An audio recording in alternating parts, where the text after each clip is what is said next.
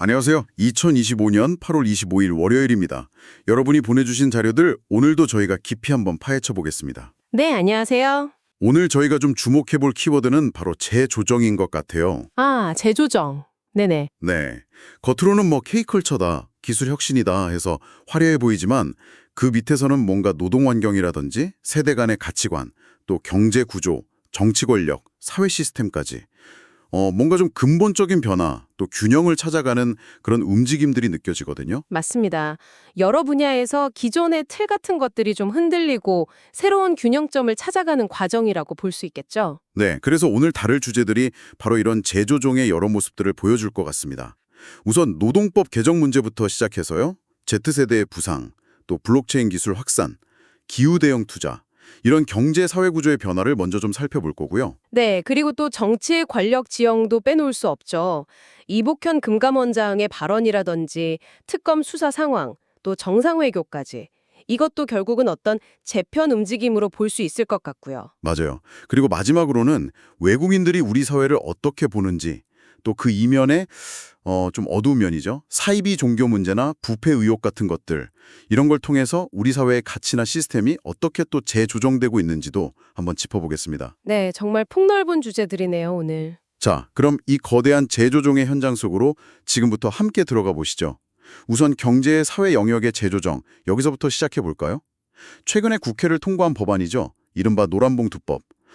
그러니까 노동조합법 개정안인데 이게 정말 뜨겁습니다. 네, 그렇죠. 핵심은 그거잖아요. 하청 노동자도 이제 원청이랑 직접 교섭할 수 있게 된다. 그리고 또 파업했을 때 기업이 거액의 손해배상 청구하는 거를 좀 제한하겠다. 이런 내용이죠. 맞아요.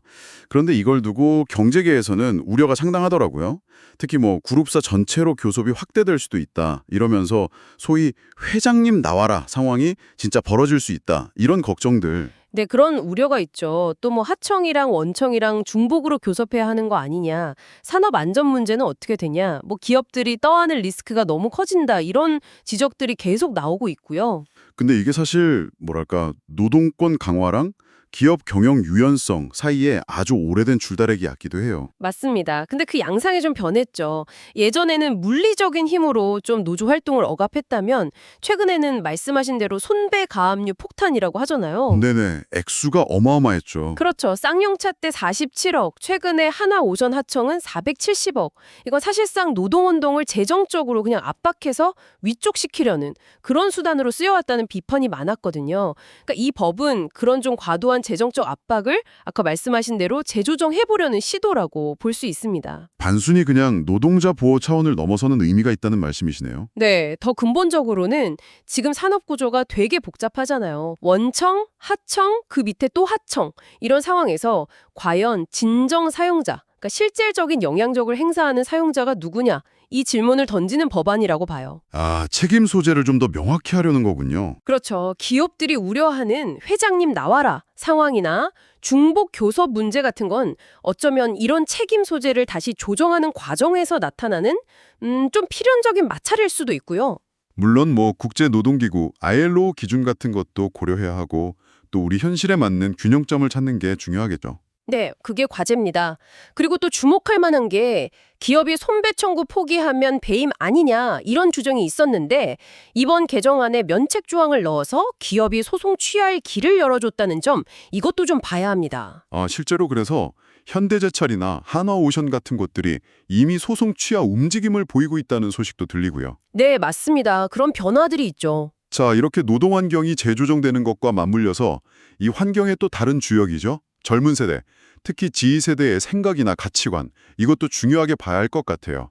마침 KT에서 Z세대가 직접 꼽은 5가지 트렌드를 발표했는데 여기서도 뭔가 재조정의 코드가 읽히는 것 같습니다. 아, 그 Y 트렌드 컨퍼런스 자료 말씀이시죠? 네, 저도 봤습니다. 네, 뭐 폴더숍이나 엔룰러, AI 레이션십 이런 것도 재밌지만 저는 특히 드폴트랑 셀고리즘 이게 되게 인상 깊었어요. 그렇죠. 드폴트. 영상을 그냥 틀어놓고 귀로 듣는 걸 더 선호한다. 이게 단순히 뭐 오디오 콘텐츠가 뜬다 이런 의미가 아닌 것 같아요. 어떻게 보세요? 제 생각에는요, 정보를 뭔가 내가 딱 소유하고 집중해서 보는 대상, 이게 아니라 그냥 내 삶의 배경음악처럼 흐르게 두면서 경험하려는 태도 변화. 뭐랄까, 콘텐츠를 소비하는 방식 자체가 재조정되는 거죠. 아, 그렇군요. 그럼 셀고리즘은요? 알고리즘을 길들여서 자기를 표현한다. 이건 뭔가 더 적극적인 느낌인데요. 맞아요. 이건 더 나아가서 그냥 알고리즘이 추천해주는 대로 끌려다니는 게 아니라 내가 적극적으로 이 알고리즘을 길들여서 나만의 정체성을 표현하겠다. 이런 욕구거든요. 이건 뭐랄까 디지털 환경 안에서 나의 영향력, 나의 주체성 이런 걸 확인하려는 일종의 디지털 자아를 재조정하려는 시도 이렇게 볼 수도 있을 것 같아요. 와, 디지털 자아의 재조정이라 흥미로운 해석인데요. 그러면 이런 Z세대의 디지털 네이티브적인 성향, 특히 그 셀고리즘에서 보이는 어떤 주체성 확보 욕구 같은 게요. 혹시 블록체인 기술의 확산하고도 좀 연결될 수 있을까요? 마침 보내주신 자료에 해시대의 아시아 블록체인 시장 전망이나 두바이 크립토타워 건설, 위메이드 게임의 NFT 도입 소식 같은 게 있거든요. 아, 네네. 아주 정확한 지적이십니다. Z세대의 그런 셀고리즘적인 태도, 그러니까 투명성이라든지 개인의 어떤 통제권, 이런 걸 중시하는 경향이요. 이게 블록체인이 딱 제공하려는 가치들이랑 맞닿아 있어요. 어떤 가치들이죠? 뭐 탈중앙화라든지 투명성, 개인 데이터 주권, 이런 것들이요. 해시드가 아시아, 특히 한국처럼 디지털 친화력이 높고 어떤 집단적인 참여 문화가 강한 시장이 블록체인 상용화를 이끌 거다. 이렇게 본 것도 바로 이런 맥락입니다. 아하, 그럼 위메이드가 게임 아이템에 NFT 기술을 도입하는 것도요? 네, 그것도 결국은 아이템 소유권을 명확하게 하고 거래 내역을 투명하게 공개하겠다. 이런 거잖아요. 이게 바로 그런 Z세대들의 요구. 투명하고 내가 통제할 수 있는 환경을 만들어달라. 이런 요구에 부응하려는 움직임으로 해석할 수 있는 거죠. 결국은 기술 자체가 사회적인 가치관의 변화, 그 재조정을 반영하기도 하고 또 촉진하기도 하는 그런 셈입니다. 듣고 보니 기술 발전과 사회 가치관의 변화가 서로 영향을 주고받으면서 같이 재조정되고 있다는 느낌이 드네요. 이런 흐름은 기후변화 대응이라는 정말 거대한 과제와도 연결될 것 같은데요. 정부가 내년 기후변화 대응 기술 개발에 약 2조 7천억 원을 투자한다는 계획을 발표했죠. 네, 맞습니다.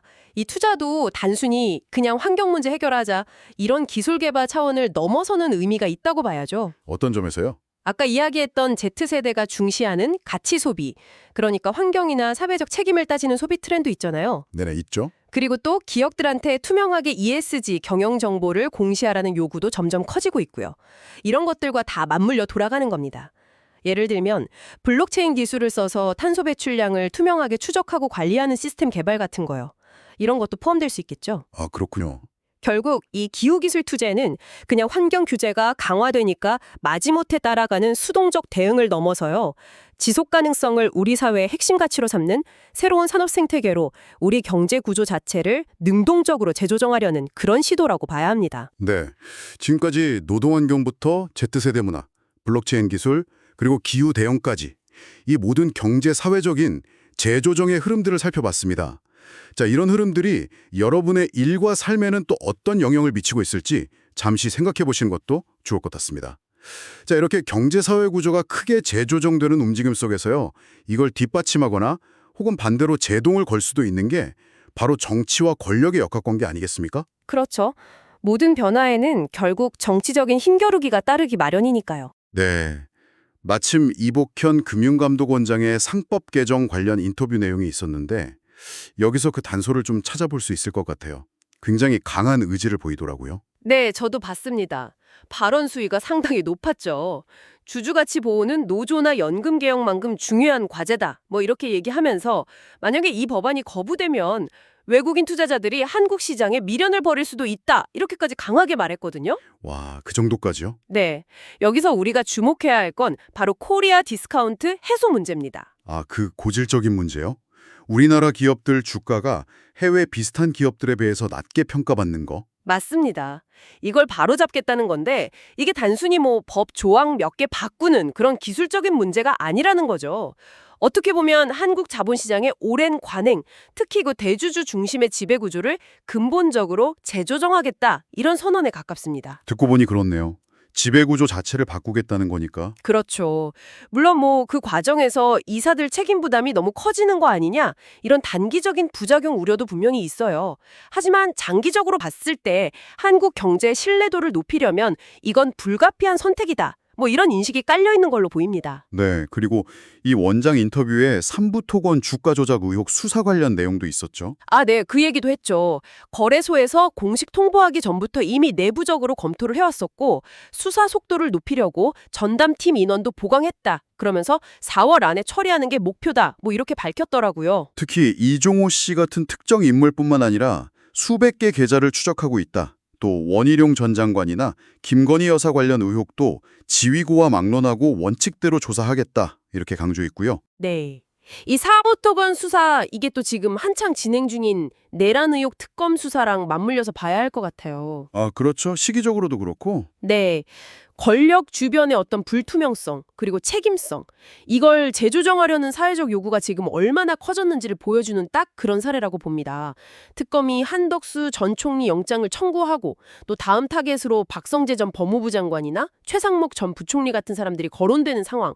특히 박 전 장관 같은 경우는 구체적인 혐의 내용까지 막 나오고 있잖아요. 국무회의 참석이라든지 합수본 검사 파견 검토 지시 뭐 이런 것들. 네네. 이게 결국은 사법 시스템을 통해서 과거 권력 행사에 대한 책임을 묻겠다 이런 시도거든요.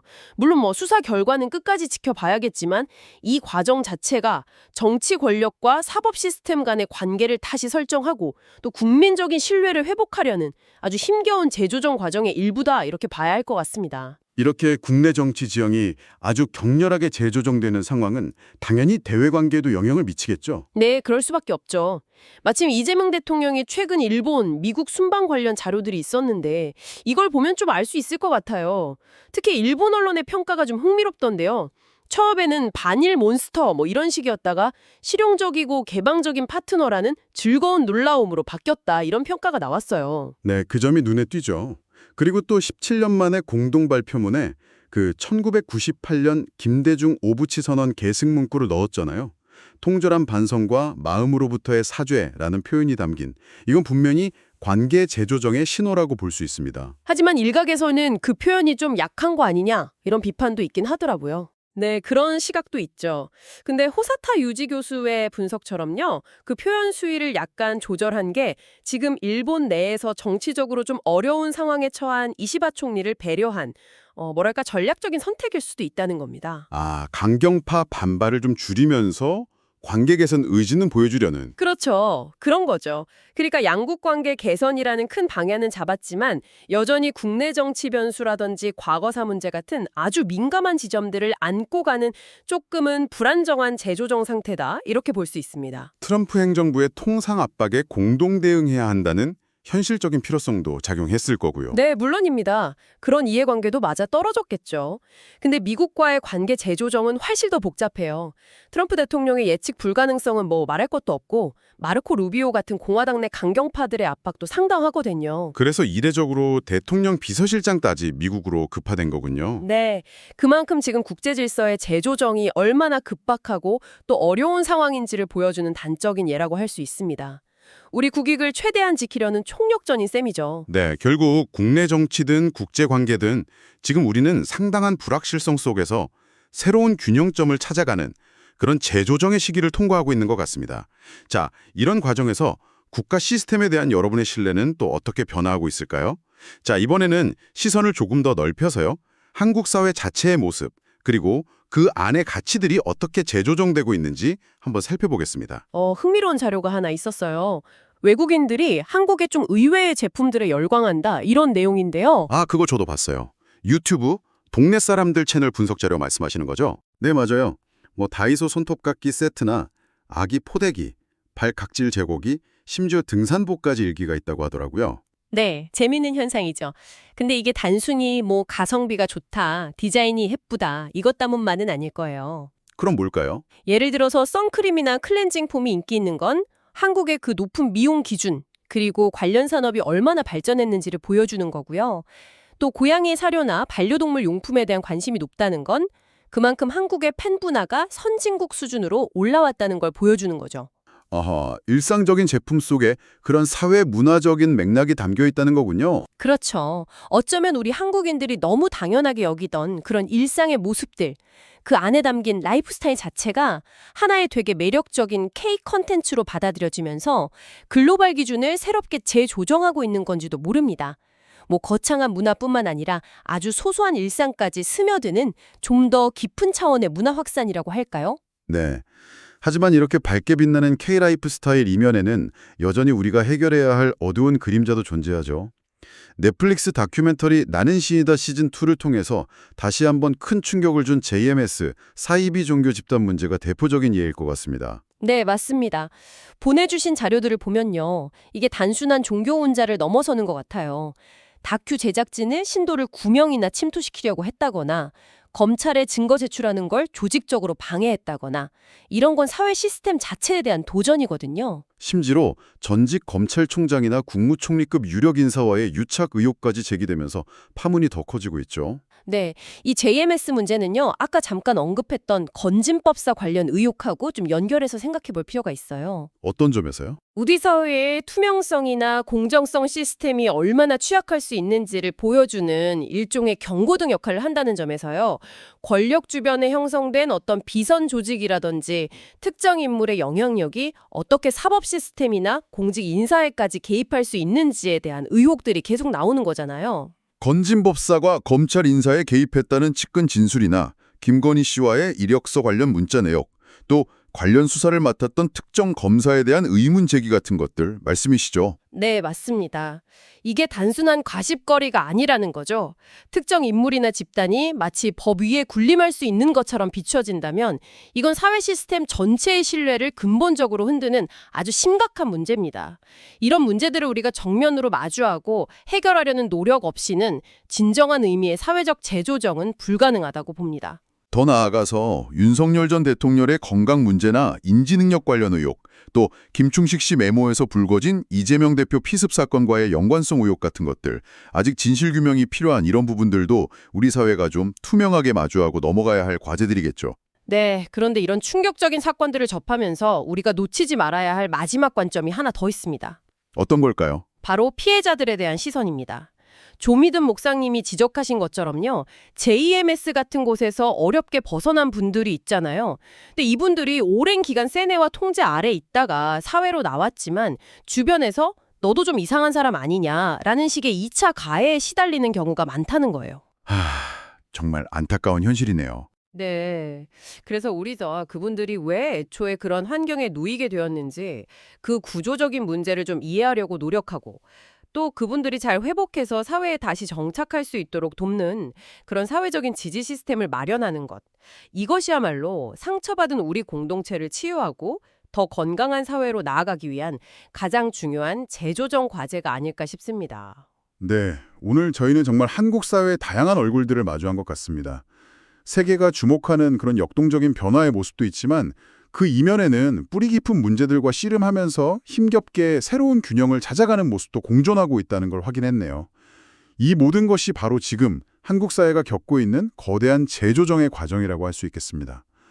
노동법 개정에서 시작해서 Z세대, 블록체인, 기후변화, 그리고 숨가쁘게 돌아가는 정치 공방과 외교 문제, 또 우리 사회의 빛과 그림자까지 오늘 나눈 이 모든 이야기들을 관통하는 핵심 키워드는 역시 재조정인 것 같습니다. 네, 전적으로 동감합니다.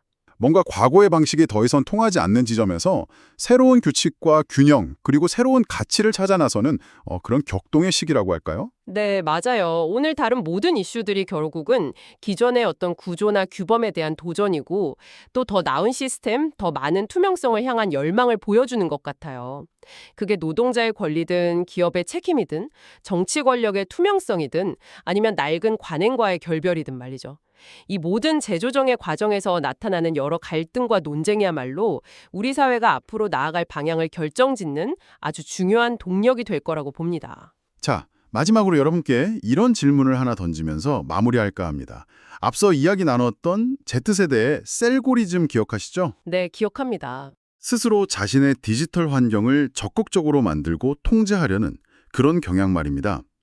어쩌면 이 만들기와 통제하기에 대한 욕구가요, 오늘 우리가 논의했던 이 오프라인 세상의 문제들, 예를 들면 정치나 사회 시스템의 투명성, 책임성 같은 이런 영역에서도 더 강력한 요구로 나타나게 될까요? 아, 흥미로운 질문이네요. 네, Z세대가 이 거대한 사회적 재조정의 핵심 동력이 될 수 있을지 앞으로 함께 지켜볼 만한 흥미로운 질문인 것 같습니다. 오늘 저희가 준비한 깊이 있는 이야기는 여기까지입니다. 다음에도 여러분의 지적 호기심을 채워드릴 날카로운 분석으로 다시 돌아오겠습니다. 고맙습니다. 네, 감사합니다.